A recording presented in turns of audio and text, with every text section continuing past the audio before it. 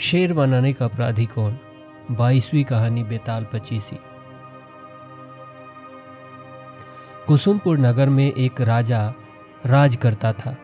उसके नगर में एक ब्राह्मण था जिसके 4 बेटे थे। लड़कों के सयाने होने पर ब्राह्मण मर गया और ब्राह्मणी उसके साथ सती हो गई। उनके रिश्तेदारों ने उनका धन छीन लिया। वे चारों भाई नाना के यहाँ चले गए, लेकिन कुछ दिन बाद वहाँ भी उनके साथ बुरा व्यवहार होने लगा। तब सबने मिलकर सोचा कि कोई विद्या सीखनी चाहिए। ये सोच करके चारों 4 दिशाओं में चल दिए। कुछ समय बाद वे विद्या सीख कर मिले।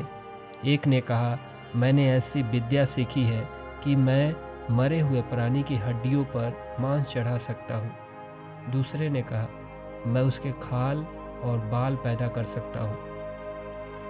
तीसरे ने कहा, मैं उसके सारे अंग बना सकता हूँ।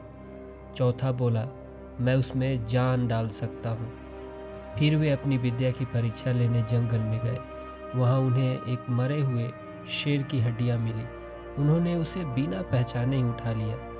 एक ने मांस डाला, दूसरे ने खाल और बाल पैदा किए, तीसरे ने सारे अंग बनाए और चौथे ने उसमें प्राण डाल दिए। शेर जीवित हो उठा और सबको खा गया।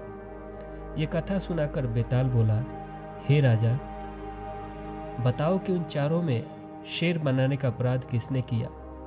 राजा ने कहा, जिसने प्राण डाले उसने, क्योंकि बाकी 3 को ये पता नहीं था कि वे शेर बना रहे हैं, इसलिए उनका कोई दोष नहीं है। ये सुनकर बेताल फिर पेड़ पर जा लटका। राजा जाकर फिर उसे लाया। रास्ते में बेताल ने एक नई कहानी सुनाई। अब आगे